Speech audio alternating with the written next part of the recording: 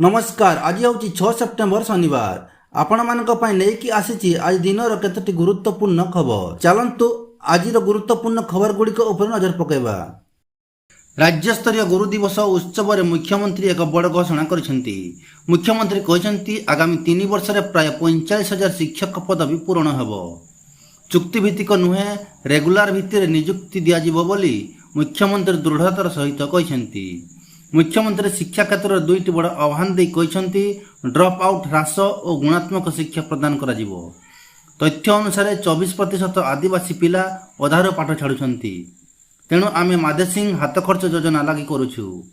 यह द्वारा 3 लाख अधिक छात्र छात्री उपकृत होइछंती। फल ड्रप आउट यथेष्ट ह्रास पाई सूचना मिली। गुणात्मक शिक्षा पाई शिक्षक और भित्तिभूमि आवश्यक बोली मुख्यमंत्री कहते। परवर्ती खबर गुरु दिवस शिक्षक धारणा। कला दिवस पालिले बेसरकारी अध्यापक। सरकारी मान्यता दाबी 19 दिन धरी कलम छाड़ आंदोलन में बसिଛନ୍ତି अध्यापक अध्यापिका। ओडिशा राज्य बेसरकारी अध्यापक कर्मचारी संघ डाकरे 2008 ରୁ 2018 पर्यंत अध्यापक और कर्मचारी को पूर्ण अनुदान प्रदान करने को दाबी करा जाउछि। एपरिक कर्मचारी माने मध्य एही बंद डाकर सामिल होइतिबार पाठपढ़ा सह अन्यान्य कार्य मध्य प्रभावित होइछि। परवर्ती खबर स्कूल पाई पाठ्य खसड़ा 2025 उन्मोचन कले मुख्यमंत्री मोहन चरण माझी। पढ़िबा गढ़िबा ओडिशा अभियान हेला शुभारंभ। सेप्टेम्बर 2025 ରୁ मार्च 2026 से यही अभियान चलिबो। पिलांकु मातृभाषा दक्ष करवा यार लक्ष्य। एणिक प्रथम ରୁ द्वादश श्रेणी गोटे बोर्ड चलिबो। राज्यस्तरीय गुरु दिवस उत्सव में मुख्यमंत्री मोहन चरण माझी बड़ घोषणा करिसेंती। माध्यमिक शिक्षा परिषद एवं उच्च माध्यमिक शिक्षा परिषद मिसी गोटे बोर्ड हेबो। छात्र और शिक्षकों जहाँ समस्या थिबो ताको समाधान करिवो एही बोर्ड। परवर्ती खबर जीएसटी स्लैब रे संस्कार पर केंद्र अर्थमंत्री निर्मला सीतारमण कहते जे सरकार सर्वदा मुद्रास्फीति नियंत्रण करने प्रयास करिसेंती। से कहते जे एही नवरात्रि प्रथम दिन कम जीएसटी हार जो जनसाधारण अधिक सामग्री किनीपारे। अर्थमंत्री निर्मला सीतारमण बुधवार 3 सेप्टेम्बर 2025 से स्पष्ट करिसेंती जे एबे केवल 2टी जीएसटी स्लैब 5% एवं 18% रहिबो। केतक क्षतिकारिक एवं सुपर लग्जरी सामग्री उपरे एक स्वतंत्र 40% टिकस लागू हेबो। एही संस्कार संपर्क में अर्थमंत्री निर्मला सीतारमण कहते साधारण लोकों को ध्यान में रखी यह संस्कार करा जायछि। साधारण लोकों दैनंदिन व्यवहार उपरे लागू होता प्रत्येक टिकसर समीक्षा करा जायछि एवं अधिकांश क्षेत्र में दर को व्यापक भाव में ह्रास करा जायछि। यह चाषी एवं कृषि क्षेत्र सहित स्वास्थ्य क्षेत्र को मध्य लाभदायक हेबो। इंडिया टुडे रे एक कार्यक्रम में अर्थमंत्री निर्मला सीतारमण शुक्रवार 5 सेप्टेम्बर 2025 रे कहिथिले जे 300 ରୁ अधिक सामग्री एवं सेवा दर ह्रास होगाकू जाउछि। एही समय से पेट्रोल एवं डीजेल को मध्य जीएसटी परिसर आनिबा विषय में सूचना देथिले। से कहते जीएसटी रो एही प्रस्ताव रे पेट्रोल एवं डीजेल को अंतर्भुक्त करा जाय नथिला। जीएसटी प्रचलन करने समय आमे एक आईनगत व्यवस्था करिथिलु जे जदि राज्यगुड़िक हार उपरे सहमति हुअन्ति तेबे पेट्रोल एवं डीजेल को जीएसटी परिसर को अणा जाय परिबो। केंद्र एवं राज्य सरकार पेट्रोल एवं डीजेल उपर टिकेस आदाय करती। प्रत्येक राज्य यह उपरे भिन्न भिन्न टिकेस लगा जाए कारण राज्यर भिन्न भिन्न विक्रय कर किंबा भाट परिमाण लागू करे। जदि एगुड़िक जीएसटी परिसर को आसे तेबे राज्यगुड़िक लोकमानक टिकेस गठन उपर नियंत्रण हराइबे। जदिओ पेट्रोल एवं डीजेल को सर्वाधिक 40% जीएसटी स्लैब रे अणा जाए तेबे यार मूल्य वर्तमान हार तुलन में ह्रास पाइब। 50% ରୁ अधिक टिकेस पेट्रोल एवं डीजेल उपरे जाए। परवर्ती खबर सरकारी कार्यालय बीएसएनएल नेटवर्क व्यवहार बाध्यतामूलक। भारत संचार निगम लिमिटेड बीएसएनएल रो पूर्व स्थिति फेराई आने को उद्यम आरंभ हो जाइछि। राज्य सरकार बीएसएनएल नेटवर्क को मजबूत करने पदक्षेप ग्रहण करिसेंती। एणिके सरकारी कार्यालय बीएसएनएल नेटवर्क व्यवहार बाध्यतामूलक बोली कहते। एने कड़ा निर्देशनामा मध्य जारी करिसेंती। राज्य सरकार निर्देश पर समवाय विभाग एने निर्देशावली जारी करिछि। राज्यर समस्त डीआरसीएस और सीआरसीएस को समवाय निर्देशक चिट्ठी जारी होइछि। ଯେଉଁଠାରେ ଏପରି ସେବା ଉପଲବ୍ଧ ଏବଂ ବୈଷୟିକ ଭାବରେ ସମ୍ଭବ ସେଠାରେ ଇଣ୍ଟରନେଟ୍, ବ୍ରଡବ୍ୟାଣ୍ଡ, ଲ୍ୟାଣ୍ଡଲାଇନ୍ ଏବଂ ଲିଜ୍ ଲାଇନ୍ ସଂଯୋଗ ପାଇଁ ବିଏସ୍ଏନ୍ଏଲ୍ ସେବାର ବ୍ୟବହାର ସୁନିଶ୍ଚିତ କରିବେ। ତୁରନ୍ତ ସମୀକ୍ଷା ସହ ଚାଲୁଥିବା ସେବାରେ ବାଧା ସୃଷ୍ଟି ନକରି ବିଏସ୍ଏନ୍ଏଲ୍ ସେବା ହସ୍ତାନ୍ତର କରିବେ। ଆସନ୍ତା 30 ତାରିଖ ସୁଦ୍ଧା ରିପୋର୍ଟ ପ୍ରଦାନ କରିବେ। ବିଏସ୍ଏନ୍ଏଲ୍ ବ୍ୟବହାର ନେଇ ଡିଆର୍ସିଏସ୍ ଏବଂ ସିଆର୍ସିଏସ୍ ସେମାନଙ୍କ ଅଧୀନରେ ଥିବା ସମସ୍ତ କାର୍ଯ୍ୟାଳୟକୁ ନିର୍ଦ୍ଦେଶ ଜାରି କରିବେ।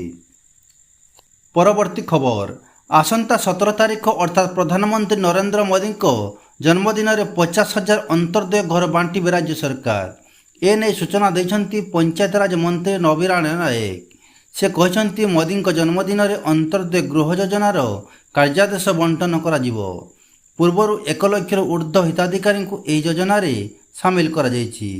ପରବର୍ତ୍ତୀ ଖବର, ଉତ୍କଳ ବିଶ୍ୱବିଦ୍ୟାଳୟ ହଷ୍ଟେଲରେ ଅଣଛାତ୍ର ରହୁଥିବାରୁ କ୍ୟାମ୍ପସରେ ଉତ୍ତେଜନା ଲାଗି ରହିଛି। ହଷ୍ଟେଲ ଯାଞ୍ଚ କରିବାକୁ ଯିବା ସମୟରେ ଅଣଛାତ୍ରମାନେ ଡେପୁଟି ୱାର୍ଡେନ୍ ଓ ସୁପରିଟେଣ୍ଡେଣ୍ଟଙ୍କୁ ତାଲା ପକାଇବା ସହ ଢେଲା ପଥର ମାଡ଼ କରିଥିଲେ। ବୁଧବାର ଉଚ୍ଚଶିକ୍ଷା ମନ୍ତ୍ରୀଙ୍କ ଚେତାବନୀ ପରେ କ୍ୟାମ୍ପସରୁ ଅଣଛାତ୍ରଙ୍କୁ ବାହାର କରିବା ପାଇଁ ଦୃଢ଼ ପଦକ୍ଷେପ ନେବାକୁ ବିଶ୍ୱବିଦ୍ୟାଳୟ କର୍ତ୍ତୃପକ୍ଷ ପ୍ରସ୍ତୁତ ହେଉଛନ୍ତି। ପରବର୍ତ୍ତୀ ଖବର, ଗୁରୁ ଦିବସ ଅବସରରେ ଦିଲ୍ଲୀ ବିଜ୍ଞାନ ଭବନରେ ଜାତୀୟ ଶିକ୍ଷକ ସମ୍ମାନ ପ୍ରଦାନ ସମାରୋହ ଅନୁଷ୍ଠିତ ହୋଇଛି। ଏହି ଅବସରରେ 81 ଜଣ ଶିକ୍ଷକଙ୍କୁ ସମ୍ମାନିତ କରିଛନ୍ତି ରାଷ୍ଟ୍ରପତି ଦ୍ରୌପଦୀ ମୁର୍ମୁ। ଏଥିରେ ଓଡ଼ିଶାର 2 ଜଣ ଶିକ୍ଷକଙ୍କୁ ମିଳିଛି ଜାତୀୟ ଶିକ୍ଷକ ସମ୍ମାନ 2025। ଶିକ୍ଷକ ଦ୍ୱୟ ହେଲେ ମାଲକାନଗିରିର ବସନ୍ତ ରଣା ଓ କୋରାପୁଟର ତରୁଣ ଦାସ। ପରବର୍ତ୍ତୀ ଖବର, ରାଜ୍ୟରେ ଚାଲିବ ଆହୁରି 600 ଇ ବସ୍। ଏବେ ରାଜ୍ୟରେ 400 ଇ ବସ୍ ଅଛି। ଆହୁରି 600 ବସ୍ ଗଡ଼ିବ। ନଗର ଉନ୍ନୟନ ମନ୍ତ୍ରୀ କୃଷ୍ଣଚନ୍ଦ୍ର ମହାପାତ୍ର ଏହି ବଡ଼ ସୂଚନା ଦେଇଛନ୍ତି। ଖୁବ୍ ଶୀଘ୍ର ସମ୍ବଲପୁରକୁ 25ଟି ନୂଆ ଇ ବସ୍ ଆସୁଛି। ପରିବେଶକୁ ସୁରକ୍ଷା ଦେବା ପାଇଁ ରାଜ୍ୟରେ ଅଧିକରୁ ଅଧିକ ଇ ବସ୍ ଚାଲିବାର ଆବଶ୍ୟକତା ରହିଛି। ବର୍ତ୍ତମାନ ରାଜ୍ୟ ସରକାର 200 ଇ ବସ୍ ଆଣିବାକୁ ଯାଉଛନ୍ତି।